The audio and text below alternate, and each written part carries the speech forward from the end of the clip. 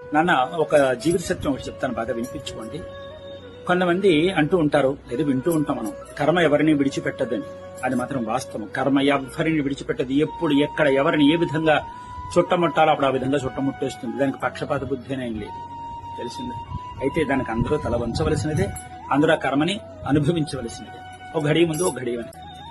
ఎందుకు చెప్తానంటే, కొంతమంది పైశాచిక స్వభావం ఉన్నటువంటి వాళ్ళు ఏం చేస్తూ ఉంటారంటే, మనల్ని అకారణంగా ఏడిపించి వాళ్ళు నవ్వుతూ ఉంటారు. అందుకే అంటూ ఉంటారు, నువ్వు చేసేటప్పుడు నవ్వుతూ చేస్తావేమో, కానీ నువ్వు అనుభవించేటప్పుడు మాత్రం ఖచ్చితంగా ఏడుస్తావని మాత్రం చెప్తూ ఉంటారు.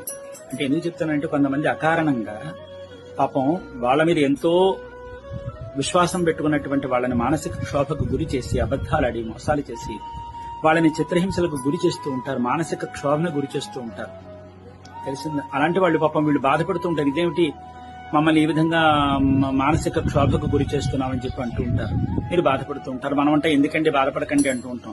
మనం అన్నంత సులభం కాదు, ఆ బాధ కలుగుతూనే ఉంటుంది. నమ్మక ద్రోహం, నమ్మకమైనటువంటి దెబ్బ ఇంత అంతా కాదు. మీరు ఏడుస్తున్నారు కదా, ఇచ్చేసండి. దాని అర్థం ఏంటో తెలిసిన, మీ ఉసురు వాళ్ళు పోసుకుంటున్నారని, మీ కర్మ పూర్తి అయిపోతోంది, మీ కర్మను వాళ్ళు మోస్తున్నారని, మీ ప్రారంధ కర్మను మొయ్యడానికి వాళ్ళు సిద్ధంగా ఉండబట్టే వాళ్ళు ఈ విధంగా పైశాచికంగా అబద్ధాలాడి మోసాలు చేసి దబాయించి మిమ్మల్ని ఏడిపిస్తున్నారు. కాబట్టి మీ కర్మ పోతోంది.